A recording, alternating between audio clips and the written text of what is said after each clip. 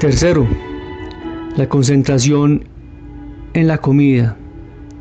Los ejercicios de este capítulo son la quinta esencia de este libro, de preferencia a este capítulo por encima de todo otro ejercicio, especialmente si usted siente que debería despreciarme por insistir tanto en el tema de comer correctamente.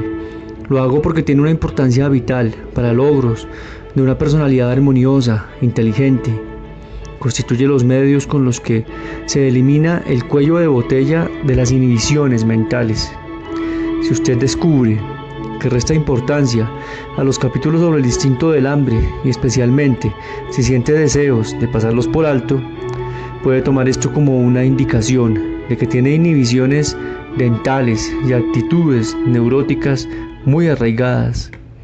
Permítaseme explicar una vez más con brevedad la diferencia fundamental entre los estadios predental y dental. El niño de pecho se concentra activamente en una sola acción, el de mordisco de dependencia.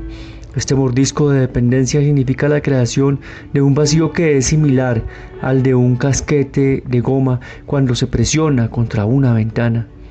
No hay necesidad de sostenerlo mientras prosigue la acción de succionar. Después del mordisco de dependencia preliminar, cesa la actividad consciente del niño. El niño de pecho, para mantener el vacío, prosigue realizando movimientos inconscientes subcorticales. Durante este periodo, al niño le va entrando cada vez más sueño hasta que finalmente queda dormido.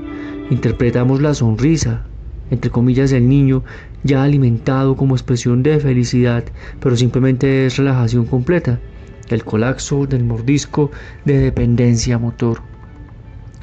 De este cuadro debemos sacar dos conclusiones. En primer lugar, el ritmo de alimentación del niño de pecho, con su tensión decreciente, muestra una curva por completo distinta de la curva de la gratificación sexual, con su tensión creciente y una declinación drástica, un hecho que proporciona una prueba ulterior contra la teoría de la libido. La segunda conclusión, que a este respecto nos interesa más, es el hecho de que el niño de pecho necesita tan solo un instante de concentración, mientras que el adulto, en su necesidad de enfrentarse a alimentos sólidos, tiene que concentrarse durante todo el proceso de comer. La asimilación apropiada del alimento sólido requiere la concentración continua y consciente en la destrucción, el gusto y la sensación, entre comillas, del material ingerido continuamente cambiante. Carece de utilidad tratar de corregir el propio comer en tanto que no se comprenda perfectamente esta diferencia fundamental. No debería ser difícil, ya que en cierto momento uno debe haber visto a algún voraz, impaciente devorador, que comportándose como un niño de pecho, manifestando interés real por el alimento solo antes de la comida. En cuanto se sienta a la mesa, su comportamiento manifiesta las características del mordisco de dependencia, se concentra solo en el primer gusto y mordisco, luego, como el niño de pecho, cae en un estado de trance, al menos por lo que se refiere al proceso de comer, invirtiendo su interés en pensar, sueños diurnos, la conversión o la lectura. El alimento sólido desciende por su garganta como si fuera una bebida y su incapacidad para producir un cambio en la estructura y sabor de su alimento, exactamente como no se realiza un cambio en la estructura o sabor de la bebida, se refleja en su actitud básica hacia la vida. Tiene miedo o es incapaz de producir cambios en sí mismo o en su medio ambiente, aun cuando sería deseable. No puede decir no, entre comillas, ya que teme que la benevolencia podría transformarse en antagonismo. Se apega a costumbres gastadas en vez de reemplazarlas por instituciones mejores y teme el riesgo que un cambio total, aun en una situación con buenas perspectivas, podría implicar. Nunca conseguirá independencia por resultarle la confluencia con su medio ambiente tan deseable como la confluencia con su madre para el niño de pecho. No se ha logrado el sentimiento de individualidad que exige la percepción de fronteras que separan, o también se ha levantado un muro artificial representado por el apretamiento de la boca, la negativa a tener contacto alguno con el mundo, que lleva a soledad, falta de interés y contacto, misantropía y aburrimiento. Los dos fenómenos, la confluencia completa, falta de individualidad y la resistencia completa contra la confluencia, simulación de una individualidad, podemos encontrarlos como estemos, en los síntomas de automatismo y negativismo, en la demencia precoz. En la primera fase, el paciente sigue en forma automática cualquier orden que se le dé y en la última se hace exactamente lo opuesto de lo que se le ha dicho. En casos menos extremos encontramos excesiva obediencia y desafío. ¿De qué medios disponemos para negar entre la exilia de la confluencia y la caribdis del aislamiento? ¿Cómo podemos lograr este cambio que hace del mundo exterior una sustancia tal como la requerimos nosotros mismos sin convertirnos en destructores como los nazis? ¿Cómo logramos alcanzar la transición del estudio predental al dental?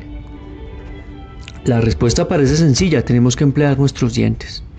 Fletcher ha prescrito que mastiquemos cada bocado 30 o 40 veces, pero el método de Fletcher es obsesivo y una persona sin inclinaciones obsesivas no puede resistir ese conteo monótono y pronto lo abandonará, mientras que el carácter obsesivo lo recibirá con gusto sin sacar de él mucho provecho.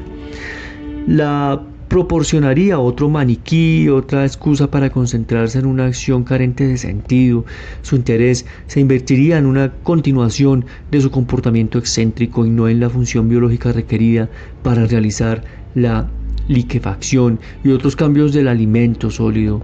¿Podría imaginarse a una vaca rumiante que contara cada uno de sus movimientos de mandíbula y que decidiera que 30 masticaciones es el número exacto requerido para terminar cada bocado? No, debemos arreglarlo de una forma distinta y el comienzo será muy difícil. Debemos pensar en la comida, debemos estar plenamente conscientes del hecho de que estamos comiendo. Parece sencillo, tal vez hasta tonto. Usted piensa naturalmente que hasta consciente de que come, pero ¿lo está? ¿O lee, habla, sueña despierto o se preocupa mientras come? ¿Con cuánta frecuencia está su mente llena de ansiedad porque va a perder el autobús o llegará tarde al trabajo o al teatro? ¿Con cuánta frecuencia mientras está comiendo especula acerca del resultado de los negocios que tiene que atender? ¿Con cuánta frecuencia se traga el periódico con sus comidas? Una vez que se haya decidido a ser consciente de que come, comenzará a realizar sorprendentes descubrimientos. Al principio será extremadamente difícil entender plenamente el proceso de comer, aún durante un corto tiempo. En unos pocos segundos probablemente descubrirá que su mente ha estado errante y que usted está en cualquier otro sitio menos en la mesa tomando el alimento.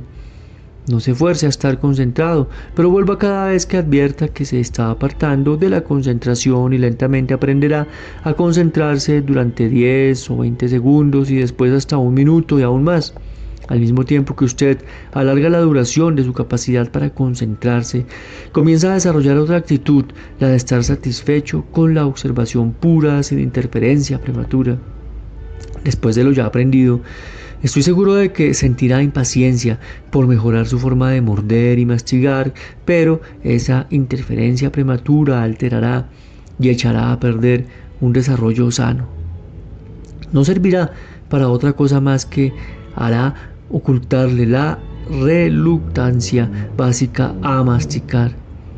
Hasta que no haya sentido plenamente la deglución de trozos y pedazos no destruidos, hasta que se dé cuenta de que está bebiendo alimentos sólidos en vez de comerlos, deberá comenzar a remediarlo, pues de otra forma equivaldría a obediencia ciega, sin sentido y no a comprensión de una de las más importantes procesos biológicos. Sin captar plenamente la actitud familiar, pero equivocada, en este caso voracidad e impaciencia, no puede impedir que ella vuelva en cuanto su mente se distraiga.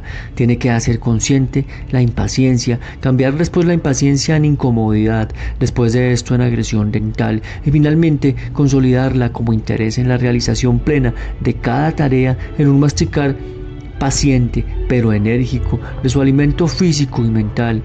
Si después de un tiempo todavía experimenta dificultad para concentrarse, aplique la técnica de la descripción, analice. No quiero decir, psicoanalice su experiencia.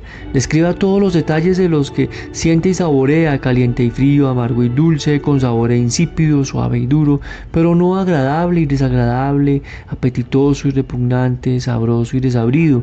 Dicho de otra forma, desarrolle su apreciación de hechos en contraste con su evaluación. Por último, en orden, pero no en importancia, concéntrese en la estructura del alimento y censure cada trozo no destruido, que trata de escapar al molido triturador de sus molares. No descanse hasta que se haya recondicionado a sí mismo como el perfecto sensor, que debe sentir en su garganta cada trozo no licuado y que automáticamente debería hacerlo volver a la boca para una destrucción completa. En este momento debe tener a su disposición los medios para dominar el arte de comer. El conocimiento de los detalles y la plena conciencia del proceso de comer colaborarán para producir el cambio requerido en su alimento. Se desarrollará el buen gusto y cesará de introyectar su alimento físico y en forma similar el mental. Unas observaciones podrían servir para inculcar aún más las ventajas de comer apropiadamente. El estómago y los intestinos son simplemente piel y el alimento, por ejemplo, un trozo de carne sólida en su plato, ha de pasar a través de esta piel interna. Esto no podrá realizarse jamás sin una liquefacción completa. Los jugos que proveen las glándulas de su boca, estómago, etc., no fluirían sin suficientes movimientos de su mandíbula, y no pueden mezclarse con el alimento si éste no se desmenuza en forma apropiada. Sobre todo, evite usted el peligro de la introyección, evite tragar trozos mentales y físicos destinados a seguir siendo cuerpos extraños en su sistema. Para comprender y asimilar el mundo, tiene que emplear plenamente sus dientes. Aprenda a cortar de lado a lado hasta que choquen los dientes delanteros. Si tiene el hábito de rasgar y mordisquear, abandónelo. Cuando usted desgarra su alimento en vez de morderlo por completo, sigue en un estado de confluencia en vez de en un estado de contacto. La apertura mental, la puerta entre el mundo exterior y el interior, sigue abierta. Esto concierne en especial a las personas que no pueden hacer un corto tajante, que no pueden morder su parte, no pueden participar, teilnehmen, tomar su parte. Si usted tiene miedo de herir a la gente, de atacarla, de decir no cuando la situación lo exige, debe realizar el siguiente ejercicio. Imagine que muerde un trozo de carne del cuerpo de otra persona. Puede imaginar que realiza un corte claro al morder, o sus dientes tan solo dejan una marca como si mordiera goma. Si en su imaginación es capaz de morder perfectamente, puede experimentar la sensación apropiada de la carne en sus dientes. Usted podría condenar ese ejercicio como vicioso y cruel, pero esta crueldad es parte de su organismo, como lo es del animal en su lucha por la vida. Su agresividad biológica tiene que encontrar salida en algún lugar y de forma alguna. Al detrás de la máscara de la persona más suave, una persona con un carácter dulce, que perdona, acecha una naturaleza agresiva latente que de una forma u otra debe encontrar salida, como proyección o moralización o asesinato, con amabilidad. Si llega usted a pensar en ello, ¿qué ha conseguido la humanidad reprimiendo la agresividad biológica individual? Observe los medios ingeniosos de destrucción y la cantidad de sufrimiento en la guerra actual. ¿No constituye esto una prueba suficiente del hecho de que precisamente a través del círculo vicioso del pseudometabolismo, la agresividad se ha desarrollado hasta el estadio paranoico actual de destrucción al por mayor? Cuanto más nos permitamos emplear la crueldad y el ansia de destrucción en lugar biológicamente correcto, es decir, los dientes, menor peligro habrá de que la agresión encuentre su salida como un rasgo de carácter. También disminuirá mucho esos miedos patológicos que podrían tener dentro, porque cuanto más se invierte en la agresión a morder y masticar, menos agresión quedará para la proyección. El resultado inevitable será una disminución del número de miedos, fobias. No se debe confundir a la persona que tiene agresividad a su disposición con el hombre que permanentemente está irritado, que se quejó y murmura todo el día y que al mismo tiempo es incapaz de abordar y resolver sus problemas. La irritabilidad permanente es un ejemplo más de una situación incompleta, de una agresión sentida a medias y aplicada en forma equivocada. Esa persona es un regañón y no un mordedor. En relación con el último, está el tipo de confluencia. En estos individuos se encuentra siempre la brecha entre los dientes delanteros. Una persona así o camina con su boca medio abierta o come sobre compensación, cerrada y enérgicamente. Especialmente tiene miedo de ser un individuo o alternativamente se concentra en probarse a sí mismo y al mundo que es un individuo que tiene una opinión propia, aunque solo se trate de alguien que siempre se opone a todo. Conocí a un hombre que por oponerse a su familia burguesa se hizo comunista, luego se afilió a un partido que, aunque comunista en principio, se oponía a las doctrinas comunistas aceptadas. Pronto encontró también defectos en este partido y se hizo fascista. Para los que descubren fallas en su individualidad, hay un ejercicio que mejora la zona de contacto, la frontera del ego de Federer. Deje que los dientes de la mandíbula superior e inferior se toquen entre sí ligeramente. No contraiga los músculos de mandíbula con energía, ni los relaje tanto que la mandíbula inferior caiga. No debe babear ni ni hipotono en los músculos afectados. Al principio sentirá un temblor ligero y hasta importante, castañeteo de los dientes como en temperatura fría o en caso de miedo. En ese caso transforme el temblor inconsciente en movimientos conscientes de morder, pequeños, rápidos, e inténtelo entonces de nuevo. Una vez que ha comenzado a recondicionar su forma de comer, existe un pequeño ejercicio que tiene un valor especial en la cura de la impaciencia y del pensamiento embrollado. Ejercítese en interrumpir el flujo continuo de alimento. Muchas personas introducen nuevo alimento en la boca antes de que haya licuado y pasado el bocado anterior. Esta actitud es otro síntoma de que se trata al alimento sólido como si fuera líquido. Si usted exagera la actitud sana, si aprende a mantener vacía su boca durante unos segundos entre un mordisco y otro, descubrirá muy pronto que es capaz de dar conclusión a todo lo grande y pequeño de su vida. Su estómago mental, su cerebro estará en un orden mucho mejor. De esta forma, gran parte de su pensamiento incoherente y revuelto desaparecerá y no tendrá dificultad para aclarar sus ideas y conceptos. Esto tiene aplicación no solo a su forma de pensar, sino también a sus actividades generales. Si pertenece a aquellos que inician una nueva tarea antes de concluir lo que tiene entre manos, si con frecuencia se ve vuelto a un revoltijo, entonces ese ejercicio es exactamente lo que usted necesita. Si ha logrado poner en práctica los ejercicios anteriores, habrá alcanzado mucho. Habrá descubierto que con frecuencia se habrá topado con resistencias tales como excusas, descuido, falta de tiempo, etc. Pero con cierta determinación y perseverancia, estos ejercicios están dentro de las posibilidades de cualquiera. Mucho mayor resistencia habremos de encontrar cuando nos acerquemos a los ejercicios referentes a la repugnancia. Sin embargo, no se deben intentar estos antes de que los ejercicios anteriores han llegado a ser más o menos automáticos.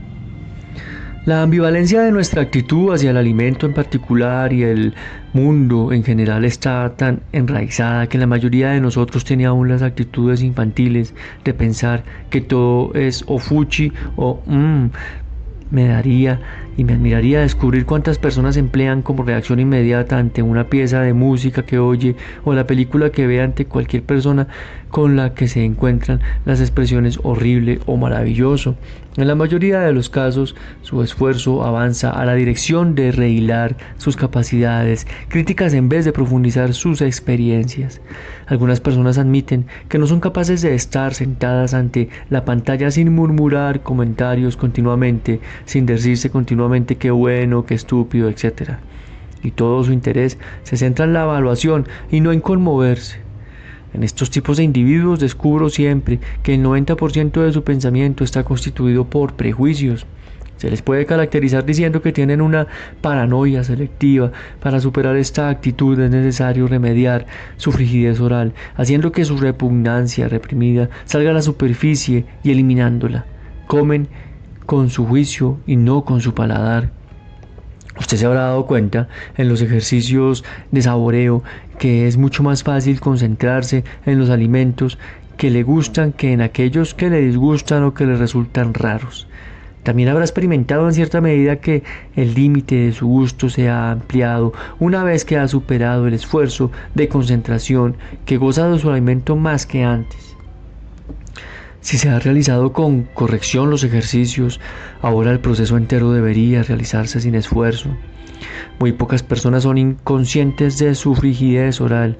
El verdadero gourmet que se detiene y goza cada plato de su comida no solo ha llegado a ser muy escaso, sino que muestra actitud general respecto a la toma de alimentos, ha llegado a ser cada vez más bárbara. El entumecimiento del paladar está compensado por toda clase de especias, estimulantes y por todo tipo de comportamiento pervertido. Un paciente mía no podía disfrutar la sopa a no ser que estuviera ardiendo, porque de otra forma su sabor le parecía insípido. Muchas personas han perdido por completo el sano sentido del animal que no tocará alimento ni demasiado caliente ni demasiado frío. Esta actitud se extiende no solo al alimento, sino también a otras esferas del placer y lleva a la degeneración en toda la línea. En la sala de baile, la música debe ser cálida, el compañero excitante. Al jugar, las apuestas deben ser elevadas y el mundo de los vestidos, todo lo que no va a la última moda, carece de completo valor. En estos círculos en los que el lenguaje empleado consiste en ristras de superlativos, el estado de inteligencia es correspondientemente bajo.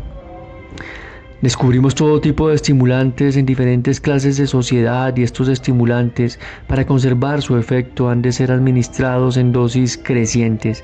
Existe el hábito de beber, por ejemplo, común a todas las clases. El borracho nunca emplea sus dientes ni paladea bien.